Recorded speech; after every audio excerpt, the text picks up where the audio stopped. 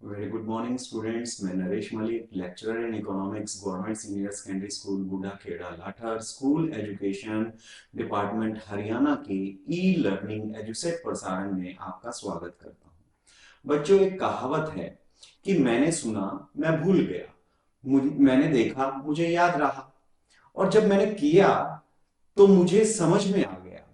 तो बच्चों, आज जो है हम नेशनल इनकम और उसके जो रिलेटेड एग्रीगेट्स हैं, राष्ट्रीय आय और उसके जो समुच्चय हैं, उनके ऑब्जेक्टिव टाइप क्वेश्चंस को हम करने की कोशिश करेंगे ताकि वो हमें और अच्छे से चैप्टर समझ में आ जाए। आज का अपना लेक्चर यही है कि नेशनल इनकम और रिलेटेड एग्रीगेट्स के हम ऑब्जेक्टिव टाइप क्वेश्चंस करने वाले हैं। देखिए, फर्स्ट क्वेश्चन हम इसमें लेते हैं, किसी देश की राष्ट्रीय आय इनमें से क्या होगी। किसी देश की राष्ट्रीय आय इनमें से क्या होगी। पहला ऑप्शन है बाजार कीमत पर निवल राष्ट्रीय उत्पादन यानी कि शुद्ध राष्ट्रीय उत्पादन, बाजार कीमत पर सकल राष्ट्रीय उत्पादन, या साधन लागत पर निवल राष्ट्रीय उत्पाद, और लास्ट ऑप्शन है साधन लागत पर सकल राष्ट्रीय उत्पाद। सोचिए सोचिए जल्दी, कौन सा ऑप्शन नजर आ रहा है आपको। देखिए, राष्ट्रीय आय क्या है, नेट होती है, नेशनल हो गई, प्रोडक्ट यानी कि उत्पादन हो गया, फैक्टर कॉस्ट पे होता है। देखिए, इनमें से कौन सा ऑप्शन है। साधन लागत होनी चाहिए, शुद्ध होना चाहिए, तो साधन लागत ये, और शुद्ध ये, और राष्ट्रीय उत्पादन ये। सी ऑप्शन हमारा जो है करेक्ट ऑप्शन है। नेक्स्ट क्वेश्चन देखते हैं, निम्नलिखित में से घरेलू आय और राष्ट्रीय आय का अंतर बराबर है इनमें से किसके। देखिए, घरेलू आय और राष्ट्रीय आय, ये क्वेश्चन करने के लिए आपको दोनों का डिफरेंस कैसे पता होगा कि घरेलू आय में हम क्या जोड़ते हैं कि राष्ट्रीय आय बन जाती है। देखिए ऑप्शंस में, क्या हम घिसावट जोड़ते हैं, क्या हम विदेशों से संसाधन आय जोड़ते हैं, या हम अप्रत्यक्ष कर जोड़ते हैं, या मध्यवर्ती उपभोग जोड़ते हैं। ये चार ऑप्शन है। देखें तो घिसावट कहां यूज होती है, सकल और शुद्ध बनाने में। अप्रत्यक्ष कर कहां यूज होते हैं, साधन लागत से बाजार कीमत बनाने में। मध्यवर्ती उपभोग कहां यूज होता है, जब उत्पादन के मूल्य में से मध्यवर्ती उपभोग घटाते हैं तो हमारे पास सकल मूल्य वृद्धि आती है।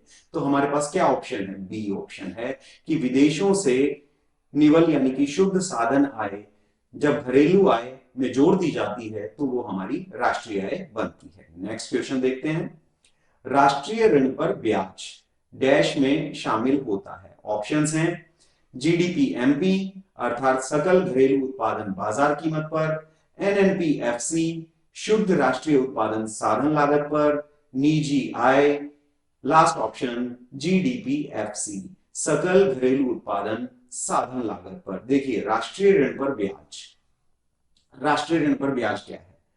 सरकार ने लोगों से कर्ज लिया और वो कर्ज लेकर हमें ब्याज देती है। जैसे राष्ट्रीय बचत पत्र है, वो हम लेते हैं तो उसके बाद हमें विद इंटरेस्ट हमारा पैसा मिल जाता है।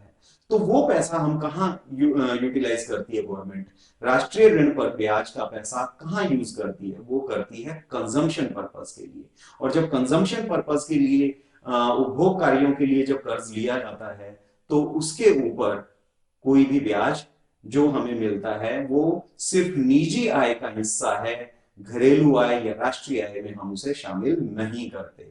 वो हम पूंजी का ब्याज करते हैं। जहां उत्पादन कार्य है वहां हम पूंजी जब इस्तेमाल करते हैं तो केवल उसका ब्याज हम राष्ट्रीय आय में शामिल करते हैं। तो राष्ट्रीय ऋण पर ब्याज जो है वो घरेलू आय में शामिल नहीं होगा, राष्ट्रीय आय में शामिल नहीं होगा।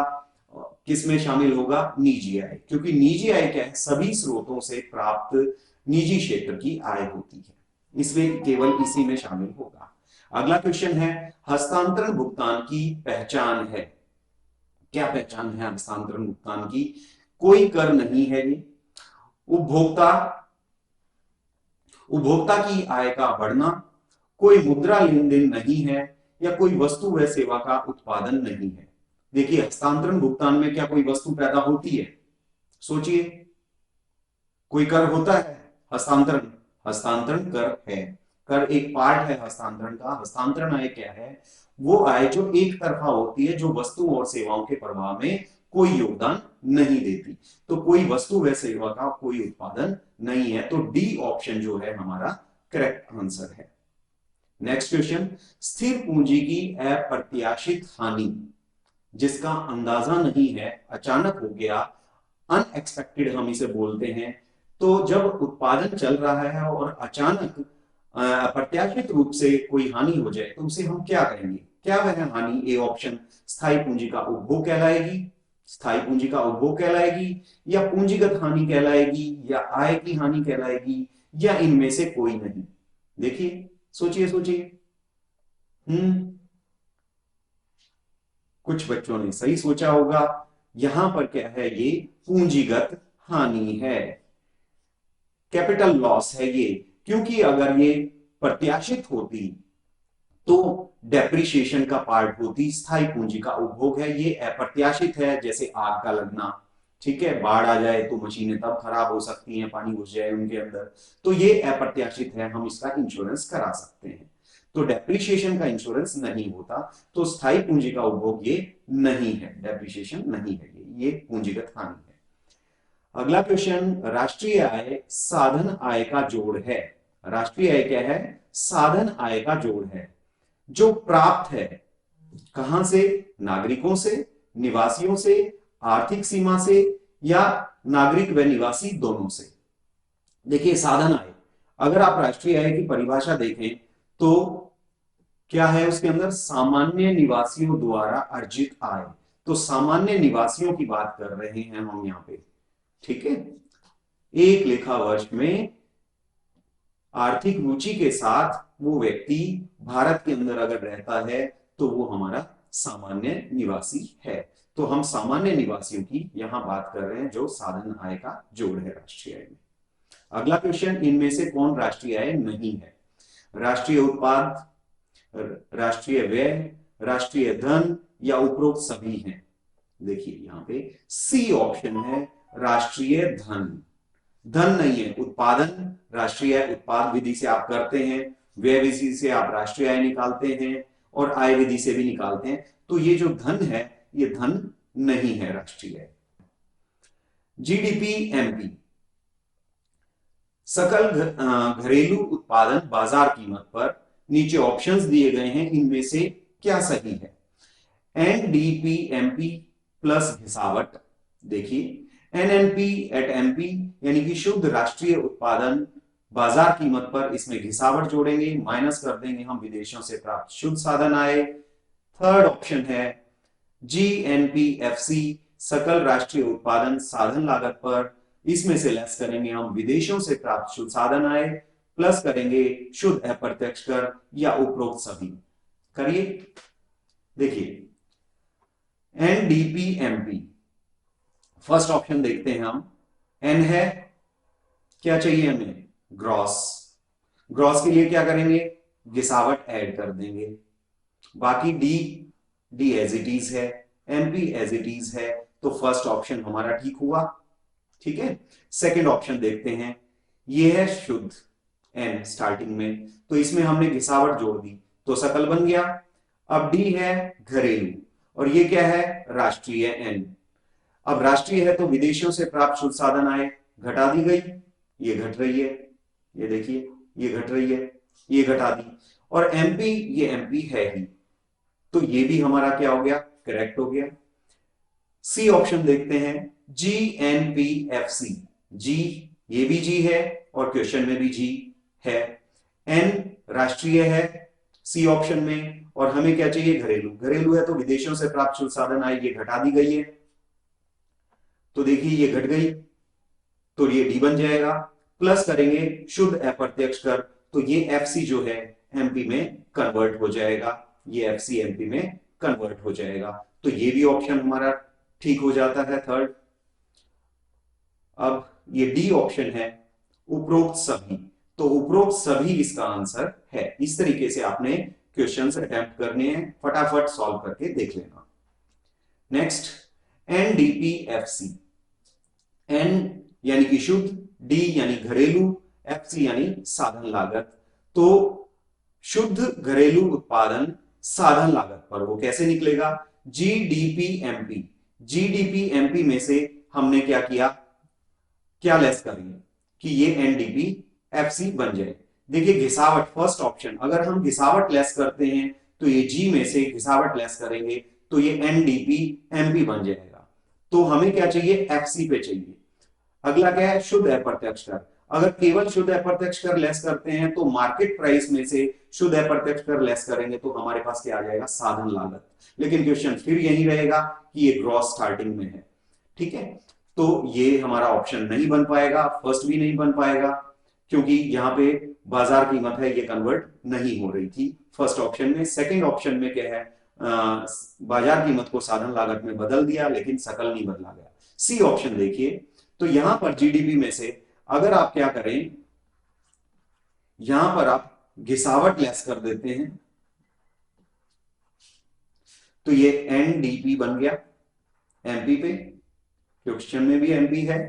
अब यहां पे क्या करेंगे, लेस कर देंगे नेट इनडायरेक्ट टैक्स, शुद्ध अप्रत्यक्ष कर, तो ये एनडीपी एफसी में कन्वर्ट हो जाएगा, जो कि हमारा ये सी ऑप्शन जो है ये हमारा करेक्ट है। उपरोक्त में से कोई नहीं, ये तो है, सी तो है, तो इसलिए डी ऑप्शन नहीं बन पाएगा, तो सी हमारा ऑप्शन जो है इसका सही उत्तर है।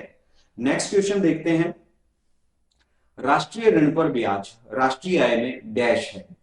ऑप्शंस हैं शामिल नहीं होता है, अगला ऑप्शन है शामिल होता है, अगला ऑप्शन है सी अपनी मर्जी है शामिल कर भी सकते हैं और नहीं भी, या उपरोक्त सभी गलत हैं। देखिए, राष्ट्रीय ऋण पर ब्याज, सरकार ने कर्ज लिया, उस कर्ज के ऊपर ब्याज मिला, अब वो ब्याज हम राष्ट्रीय आय में शामिल करें या नहीं करें।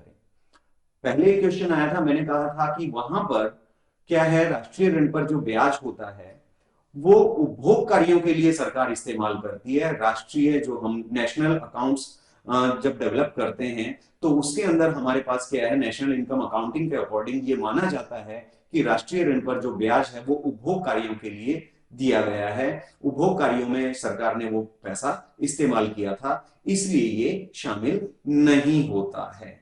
सो आंसर क्या है, ए ऑप्शन है, शामिल नहीं होता है। अगला क्वेश्चन, ट्रैक्टर कभी भी डैश वस्तु नहीं हो सकता। कौन सी वस्तु, ऑप्शन है, क्या वह ट्रैक्टर अंतिम वस्तु हो सकता है या नहीं हो सकता, मध्यवर्ती वस्तु नहीं हो सकता है, क्या वो उपभोक्ता वस्तु नहीं हो सकता है, क्या वो पूंजीगत वस्तु नहीं हो सकता है। देखिए, ट्रैक्टर अंतिम वस्तु है, क्यों है, क्योंकि ट्रैक्टर जो है फैक्ट्री से बाहर निकल के आया और किसान ने खरीदा तो वो अंतिम वस्तु हो गई। ट्रैक्टर मध्यवर्ती वस्तु है, हम कहेंगे है, कहां है, जब फैक्ट्री से निकल के आया और किसी एजेंसी वाले ने ट्रैक्टर को खरीदा रीसेल करने के लिए किसानों के लिए, तो वहां वह मध्यवर्ती का हिस्सा है। ट्रैक्टर उपभोक्ता वस्तु है, सोचिए, उपभोक्ता वस्तु क्या है, जो हम अपने घर में इस्तेमाल करें, अपने स्वयं के प्रयोग के लिए करें, किसी उत्पादक कार्य के लिए ना करें। तो देखिए, ट्रैक्टर घर में जैसे हम कार इस्तेमाल करते हैं तो कार हमारी उपभोक्ता वस्तु है। ट्रैक्टर का पर्पस क्या है, ट्रैक्टर खेतों के लिए इस्तेमाल होता है, तो ट्रैक्टर वहां क्या है, पूंजी है। तो उपभोक्ता वस्तु हमारा आंसर हो गया, ट्रैक्टर कभी भी जो है उपभोक्ता वस्तु नहीं है। अगला क्वेश्चन, वास्तविक जीडीपी के संदर्भ में क्या सही है। वास्तविक जीडीपी, सकल घरेलू उत्पादन, वास्तविक, सोचिए इसकी परिभाषा, ऑप्शंस हैं, उत्पादन में वृद्धि से बढ़ती है, वास्तविक जीडीपी उत्पादन में वृद्धि से बढ़ती है। सेकंड ऑप्शन, कीमत में वृद्धि से बढ़ती है। थर्ड ऑप्शन, यह स्थिर कीमत पर मापी जाती है। डी लास्ट ऑप्शन है, ए व सी दोनों। देखिए, उत्पादन में वृद्धि से बढ़ती है, क्योंकि वास्तविक जीडीपी क्या है, वर्तमान यानी कि चालू वर्ष का उत्पादन हम लें और आधार वर्ष की कीमत लें हम, तो आधार वर्ष की कीमत इसके अंदर ली जाती है, तभी वास्तविक बनता है। तो उत्पादन में वृद्धि होगी तभी हमारा उत्पादन जो है जीडीपी बढ़ के आता है। अगला, कीमत में वृद्धि नहीं, कीमत में वृद्धि अगर हम लें तो हम मौद्रिक जीडीपी की बात करेंगे, यह स्थिर कीमतों पर मापी जाती है। तो ये ऑप्शन भी हमारा ठीक है, ए ऑप्शन भी हमारा ठीक है, तो हमारा जो उत्तर बना वो डी ऑप्शन बना, ए व सी दोनों। अगला ऑप्शन, राष्ट्रीय आय में घरेलू क्षेत्र का क्या अर्थ है? घरेलू क्षेत्र का अर्थ क्या है? क्या वह आर्थिक क्षेत्र है? क्या वह भौगोलिक क्षेत्र है? क्या वह निवासी है? क्या वह नागरिक है? देखिए, घरेलू क्षेत्र, सोचें, घरेलू क्षेत्र क्या है? आर्थिक क्षेत्र है। हम राष्ट्रीय आय की बात करते हैं तब हम क्या परिभाषा यूज करते हैं कि घरेलू सीमा में, या जो घरेलू आय की बात करते हैं तो घरेलू सीमा में बात करते हैं। तो घरेलू सीमा क्या? जहां हम फ्रीली काम कर सकते हैं, जहां हम आर्थिक क्रियाएं कर सकते हैं, तो उसे हम कहेंगे आर्थिक क्षेत्र। तो इसका ऑप्शन हमारा जो है आर्थिक क्षेत्र है। जहां हम राष्ट्रीय आय निकालते हैं या घरेलू आय निकालते हैं तो वो पूरी एक आर्थिक क्षेत्र लेते हैं जहां पर हम काम कर सकते हैं। अगला, राष्ट्रीय आय के अनुमान में कौन शामिल नहीं होता? ऑप्शंस हैं, मकान मालिकों के कब्जे वाले घरों का आरोपित किराया, इम्प्यूटेड रेंट, अंदाजन हम मान लेते हैं कि कितना किराया प्राप्त होता है, उतना ही हम अपने घर का इस्तेमाल कर रहे हैं। अगला ऑप्शन, सेवानिवृत्त पेंशन, रिटायर हो गए तो उसके बाद जो पेंशन मिलती है। अगला, स्टॉक में परिवर्तन, आप जानते हैं अंतिम स्टॉक में से आरंभिक स्टॉक घटाकर हम स्टॉक में परिवर्तन काउंट करते हैं। अगला है अनिवासी भारतीयों द्वारा प्रेषित या भेजा गया धन, विदेशों से जो भारत के निवासी नहीं है, विदेशों में रहते हैं, वहां से हमारे पास पैसा उन्होंने भेजा, क्या वो राष्ट्रीय आय में शामिल होगा या नहीं होगा? देखिए, मकान मालिकों के कब्जे वाले घरों का आरोपित किराया हम ऐड करते हैं राष्ट्रीय आय में। रिटायरमेंट पेंशन कर्मचारियों का पारिश्रमिक होती है, हम इसे ऐड करते हैं। स्टॉक में परिवर्तन हम निवेश बनाने के लिए, सकल घरेलू पूंजी निर्माण बनाने के लिए स्टॉक में परिवर्तन उसका हिस्सा होता है। तो क्या बचा हमारे पास? डी ऑप्शन बचा, अनिवासी भारतीयों द्वारा भेजा गया धन, ये राष्ट्रीय आय के अनुमान में शामिल नहीं होता है। तो डी हमारा आंसर है। अगला क्वेश्चन, अंतिम व्यय किस पर व्यय है? अंतिम व्यय, आपने देखा होगा राष्ट्रीय आय जब हम निकालते हैं व्यय विधि से, हम कहते हैं अंतिम व्यय को जोड़ा जाता है। तो अंतिम व्यय किस पर व्यय है? क्या वो उपभोग पर है? क्या वो निवेश पर है? B option. क्या वो उपभोग व निवेश दोनों पर है? या उपभोग व निवेश दोनों पर नहीं है? तो देखिए कौन सा ऑप्शन ज्यादा बेटर लग रहा है आपको? उपभोग पर भी होता है, निवेश पर भी होता है। सो हमारा ऑप्शन जो सी है वो हमारा बिल्कुल करेक्ट आंसर है, उपभोग व निवेश दोनों पर होता है। अगला क्वेश्चन, जीडीपी एफसी 1000 रुपए है और अनुदान जो है 100 रुपए है, तो जीडीपी एमपी क्या होगा? आपके सामने 4 ऑप्शंस हैं। क्या वो 1100 रुपए होगा? क्या वो 1000 रुपए होगा? क्या वो 900 रुपए होगा? क्या वो 100 रुपए होगा? देखिए, जीडीपी एफसी, जीडीपी एफसी हमें क्या निकालना है? GDP MP. जीडीपी एफसी कितना है? 1000।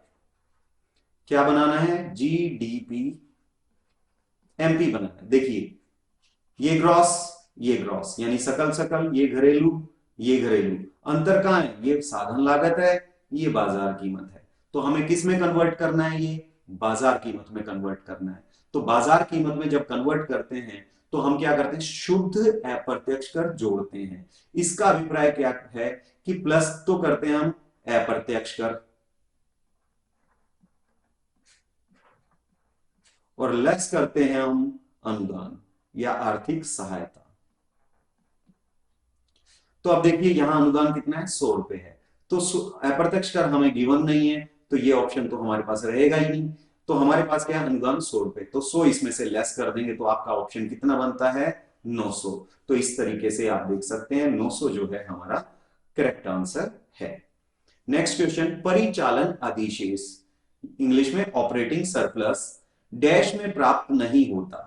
आपको पता है परिचालन अधिशेष क्या है? लगान प्लस ब्याज प्लस रॉयल्टी प्लस लाभ, यानी कि rent plus wage plus interest plus profit plus royalty, इन सब का ये जोड़ होता है। तो आप देखें किसे मिलता है? जब फर्म काम करती है तो उसे ही प्राप्त होता है परिचालन अधिशेष। तो निजी उद्यम, उद्यम क्या है? फर्म्स हैं, फर्म काम करेंगी तो उन्हें लाभ मिलेगा, परिचालन अधिशेष होगा तो इसे भी होगा। सरकारी उद्यम, उद्यम है, बिजनेस यूनिट होती है, काम करते हैं तो परिचालन अधिशेष होगा। सामान्य सरकार, और इनमें से कोई नहीं। देखिए सामान्य सरकार क्या है? General government. ये गवर्नमेंट क्या करती है? सामान्य सरकार हमें पार्क, स्कूल, हॉस्पिटल्स, ये सेवा क्षेत्र है, सेवाओं के रूप में देती है गवर्नमेंट। अगर इसमें थोड़ा बहुत जैसे हम हॉस्पिटल में जाते हैं तो 5-10 रुपए की पर्ची कटती है अपनी, 5 रुपए की, तो वो देते हैं, तो वो सिर्फ उनका मेंटेनेंस का खर्चा वहां पे निकलता है, तो कमाई नहीं है गवर्नमेंट की वहां पे। ठीक है, पार्क है, उसकी मेंटेनेंस पे गवर्नमेंट खर्च करती है, तो कमाई नहीं है उसके अंदर, तो परिचालन अधिशेष सामान्य सरकार में नहीं होता। तो सी हमारा ऑप्शन है करेक्ट। तो परिचालन अधिशेष डैश में प्राप्त नहीं होता, इट मींस सामान्य सरकार में प्राप्त नहीं होता। नेक्स्ट क्वेश्चन है, उपभोक्ता वस्तु के लिए लिया गया ऋण का ब्याज राष्ट्रीय आय में शामिल।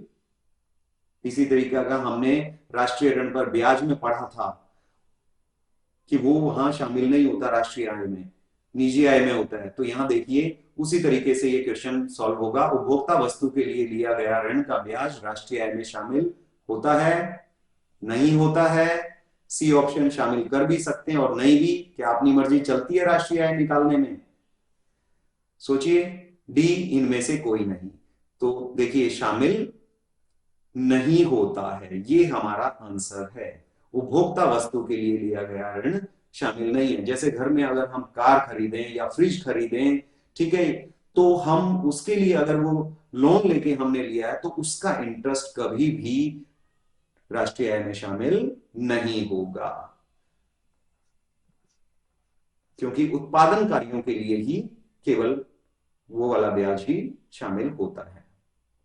अगला, स्टॉक में परिवर्तन यदि शून्य, जीरो यानी कि शून्य से कम है, तो इसका क्या अभिप्राय है? स्टॉक में परिवर्तन आप जानते हैं, अंतिम स्टॉक माइनस आरंभिक स्टॉक, और शून्य से कम यानी कि माइनस में, तो इसका मतलब प्लस करते हैं हम क्लोजिंग स्टॉक, लेस करते हैं हम ओपनिंग स्टॉक, तो क्लोजिंग स्टॉक रहा ही नहीं, बचा क्या? ओपनिंग स्टॉक, और ये किस में हो गया? माइनस में। तो ये माइनस में कब हुआ? तो देखिए, तो इसका क्या अर्थ निकलता है? वर्तमान या चालू वर्ष का उत्पादन नहीं बिका, इसलिए इसे बिक्री में जोड़ा जाना है। देखिए बिक्री में कौन जुड़ता है? क्लोजिंग स्टॉक जुड़ता है, ठीक है, यानी कि नहीं बिका तो जो अंत में बच गया वो स्टॉक हम जोड़ते हैं, क्योंकि उस साल का वो उत्पादन है, ठीक है। तो अगला ऑप्शन देखते हैं, पिछले वर्ष का उत्पादन चालू वर्ष की बिक्री में जुड़ा हुआ है। पिछले वर्ष जो बगैर बिके रह गया था, वो इस वर्ष जो भी चालू वर्ष की राष्ट्रीय आय हम निकाल रहे हैं, चालू वर्ष की बिक्री में जुड़ा हुआ है, इसीलिए इस वर्ष के उत्पादन में से घटाना है। देखिए अब ये ऑप्शन माइनस का है, ठीक है, तो इसीलिए क्योंकि ये जो ओपनिंग स्टॉक है ये पिछले साल का उत्पादन है, तो हमने ये घटाना है, ठीक है। अगला ऑप्शन देखते हैं, घरेलू आय में स्टॉक में परिवर्तन शामिल नहीं होगा। घरेलू आय में स्टॉक में परिवर्तन शामिल होता है? हम कहते हैं होता है। क्यों होता है? क्योंकि व्यय विधि में आपने देखा होगा प्लस चेंज इन स्टॉक हम करते हैं, तो ये ऑप्शन तो बिल्कुल भी नहीं है। अगला ऑप्शन है राष्ट्रीय आय में स्टॉक में परिवर्तन में शामिल नहीं होता, ये भी ऑप्शन गलत है। तो दो पहले और दूसरे ऑप्शन को देखिए आप, इनमें से कौन सा ठीक है? दोनों मैंने एक्सप्लेन किए हैं। बी ऑप्शन को देखते हैं, पिछले वर्ष का उत्पादन चालू वर्ष की बिक्री में जुड़ा हुआ था, इसीलिए हमने उसे घटा दिया एज ए ओपनिंग स्टॉक, आरंभिक स्टॉक मानकर। तो बी ऑप्शन हमारा जो है करेक्ट आंसर है। अगला क्वेश्चन है, गुरुद्वारे में जो लंगर लगता है वह निजी अंतिम उपभोग व्यय का हिस्सा है। गुरुद्वारे हैं, मंदिर हैं, चर्च हैं, मस्जिद हैं, यहां पर जितना भी इस्तेमाल होने वाली चीजें हैं, ये गैर लाभकारी संस्थाएं हैं। यहां पर आप देखें जो भी खर्चा होगा वो कौन सा होगा? वो निजी अंतिम उपभोग व्यय का हिस्सा होता है। तो गुरुद्वारे में जो लंगर है, यह कथन जो है सही है। गलत है? नहीं, ये ऑप्शन नहीं होगा। यह कथन का राष्ट्रीय आय से कोई संबंध नहीं है। हम कहेंगे निजी अंतिम उपभोग व्यय का हिस्सा है, तो संबंध तो हुआ। उपरोक्त बी व सी दोनों ठीक हैं, तो बी तो ऑटोमेटिक गलत हो चुका है और सी भी गलत था, तो डी ऑप्शन तो ऑटोमेटिक गलत हो गया। तो हम कहेंगे गुरुद्वारे में जो लंगर लगता है वह निजी अंतिम उपभोग व्यय का हिस्सा है, इसलिए ऑप्शन ए जो है यह कथन सही है। अगला ऑप्शन क्वेश्चन है, इनमें से कौन सा घरेलू आय में शामिल होगा? देखिए ऑप्शंस। कोका कोला इंडिया द्वारा कमाया गया लाभ। कोका कोला कंपनी इंडिया में एस्टेब्लिश है, उसने जो लाभ कमाया, क्या वो हमारी घरेलू आय का हिस्सा होगा? अगला ऑप्शन, किसी विदेशी बैंक द्वारा भारतीय शाखा के माध्यम से कमाया गया लाभ। कोई फॉरेन का बैंक है, उसकी ब्रांच इंडिया में है, उसने यहाँ पे प्रॉफिट कमाया, क्या वो हमारी घरेलू आय का हिस्सा होगा? अगला, किसी विदेशी व्यक्ति ने भारतीय स्टॉक बाजार में निवेश किया है और इंडियन स्टॉक मार्केट में उन्होंने इन्वेस्टमेंट किया और वहां से लाभांश की प्राप्ति की, क्या ये हमारी घरेलू आय का हिस्सा होगा? या अगला ऑप्शन उपरोक्त सभी? सोचिए थोड़ा सा। ये सारे ही ऑप्शन बिल्कुल दुरुस्त हैं, बिल्कुल ठीक हैं। उपरोक्त सभी ये हमारी घरेलू आय में शामिल होंगे सारे के सारे, क्योंकि घरेलू आय के अंदर जो है हमारी घरेलू सीमा के अंदर जितने भी काम करने वाले हैं, चाहे वो हमारे देश के सामान्य निवासी हों या ना हो, लेकिन घरेलू सीमा में हैं तो वो हमारी घरेलू आय का हिस्सा होंगे। उनसे कमाई गई आय हमेशा ही हमारे यहां शामिल होगी। हाँ, यदि हम राष्ट्रीय आय निकालेंगे तो इन सबको हम वहां पर लेस कर देंगे, ठीक है, विदेशों को दी गई आय मानी जाएगी ये, तो इसीलिए घरेलू आय में तो ये शामिल होंगे। अगला ऑप्शन है, अमेरिकी व्यक्ति विश्व बैंक की नई दिल्ली शाखा में काम करता है। वर्ल्ड बैंक में कोई अमेरिकन काम करता है, इस वाक्य से क्या निष्कर्ष निकलता है? पहला ऑप्शन है, अमेरिकन भारत का सामान्य निवासी है। सोचिए आप। बी ऑप्शन, विश्व बैंक की शाखा भारत की सामान्य निवासी नहीं है। अगला, अमेरिकन व्यक्ति भारत का सामान्य निवासी नहीं है। या डी ऑप्शन बी व सी दोनों? तो देखिए, अमेरिकन भारत का सामान्य निवासी नहीं है, विश्व बैंक की शाखा भारत की सामान्य निवासी नहीं है, क्योंकि इंटरनेशनल ऑर्गेनाइजेशंस जो हैं वो हमारी देश की सामान्य निवासी नहीं होंगी। और उस इंटरनेशनल ऑर्गेनाइजेशन में काम कौन कर रहा है? इंडियन काम नहीं कर रहा, अमेरिकन काम कर रहा है, तो वो भी हमारा जो है सामान्य निवासी नहीं है। तो बी व सी दोनों सत्य हैं। तो डी ऑप्शन अपना करेक्ट आंसर है। अगला क्वेश्चन, घरेलू आय क्या होगी जब राष्ट्रीय आय जो है रुपए 1000 करोड़ रुपए है, यानी कि नेशनल इनकम जो है 1000 करोड़ है। विदेशों से प्राप्त साधन आय जो है 200 करोड़ है। विदेशों से हमें जो आय मिली है वो क्या है? 200 करोड़ है। अब आप देखिए, राष्ट्रीय आय हमें गिवन है और हमें क्या निकालनी है? घरेलू आय निकालनी है। घरेलू आय निकालनी है, तो राष्ट्रीय आय में क्या शामिल होता है? विदेशों से प्राप्त शुद्ध साधन आय शामिल होती है। तो विदेशों से जो प्राप्त आय है वो क्या है? 200। हम 200 इसमें से लेस कर देते हैं, तो हमारे पास क्या ऑप्शन बच गया? 800 आंसर आ गया हमारा। तो देखिए इसमें से छांटते हैं, 1200 नहीं होगा हमारा आंसर, 1000 भी नहीं है, ये देखिए 800 है, तो 800 हमारा आंसर हुआ। अगला ऑप्शन, यदि मौद्रिक जीडीपी 150 करोड़ रुपए है और वास्तविक जीडीपी 100 करोड़ रुपए है, तो जीडीपी अपसफय क्या होगा? सूत्र ध्यान में देखें क्या है इसमें। ऑप्शंस देखते हैं पहले। 150 जो कि जीडीपी हमारी जो मौद्रिक जीडीपी है वो, डिवाइडेड बाय वास्तविक जीडीपी 100 गुना में 100। अगला ऑप्शन है 100 यानी कि वास्तविक जीडीपी ऊपर हो गई और भाग किससे हो रहा है? मौद्रिक जीडीपी से हो रहा है, 150 करोड़ से, इंटू में 100। और अगला है वास्तविक जीडीपी 100 डिवाइडेड बाय वास्तविक जीडीपी ही और इंटू में 100।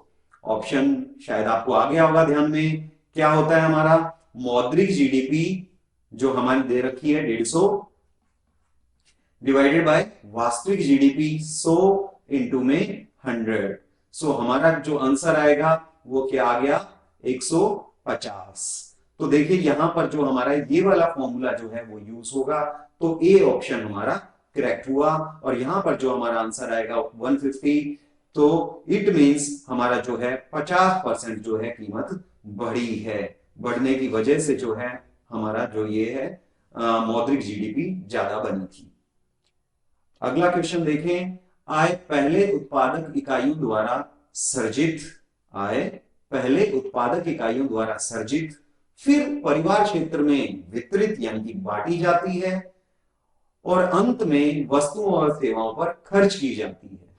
देखिए सबसे पहले उत्पादक इकाइयां जो हैं आय का सृजन कर रही हैं, फिर वो जो आय है परिवारों में वितरित यानी कि बांटी जाती है, और लास्ट में जब वो आय आ गई परिवारों के पास तो उसे वस्तुओं और सेवाओं पर खर्च किया जाता है। तो इसे क्या कहते हैं, इन ऑप्शंस में से छांटेंगे।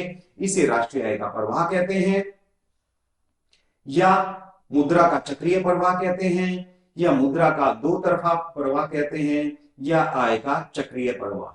समझ गए होंगे आप। तो डी आंसर हमारा है आय का चक्रीय प्रवाह। ठीक है, सर्कुलर फॉर्म है, पहले उत्पादन है, फिर उससे आय का बंटवारा हुआ, लास्ट में वो खर्च हुई। इसीलिए आप देखेंगे कि राष्ट्रीय आय निकालने की 3 विधियां हैं। उत्पादक जो है वो उत्पाद विधि का इस्तेमाल करते हैं, परिवार क्षेत्र जो है वहां पर आप देखें कि सारे साधन परिवार से ही जाते हैं, तो साधन आय जुड़ी जाती है वहां पे राष्ट्रीय आय निकालने के लिए, लगान ब्याज मजदूरी और लाभ, तो ये वितरित हो गई, और फिर लास्ट में ये खर्च है, तो यानी कि व्यय विधि। तो आय का ये चक्रीय प्रवाह है। अगला ऑप्शन है मूल्य वृद्धि डैश के योगदान से होती है। मूल्य वृद्धि किसके योगदान से होती है, एक श्रमिक से, एक निवासी से, एक उद्यमी से, या एक उत्पादक इकाई से। तो देखिए एक उत्पादक जो इकाई है वहां पर मूल्य वृद्धि होती है, क्योंकि आपने देखा होगा उत्पादन का मूल्य माइनस मध्यवर्ती उपभोग। तो उत्पादन का मूल्य कहां होता है, उत्पादक है कौन, तो उत्पादक कहां हुआ, उत्पादक इकाई के माध्यम से हुआ। तो ये हमारा ऑप्शन जो डी है, तो पहले वाला ऑप्शन भी गलत, दूसरा भी गलत, तीसरा भी गलत, जो डी ऑप्शन है ये हमारा सही है। सो बच्चों ये इस तरीके से हमने ऑब्जेक्टिव टाइप क्वेश्चंस यहाँ पे हमने प्रैक्टिस की, हमने किया, और हमने कुछ क्वेश्चंस यहाँ पे समझने की कोशिश की है। तो उम्मीद आपसे ये की जाती है कि आप इस तरीके से आपके घर पे जो बुक हैं उनके अंदर के जो पीछे क्वेश्चंस दे रखे हैं उनकी आप प्रैक्टिस करेंगे, और अच्छे से एग्जाम्स की तैयारी करेंगे। एग्जाम्स में आपने बहुत अच्छे नंबर लेने, इस तरीके से आप समझ के करेंगे तो बहुत ही अच्छे आपके नतीजे आएंगे। Thank you.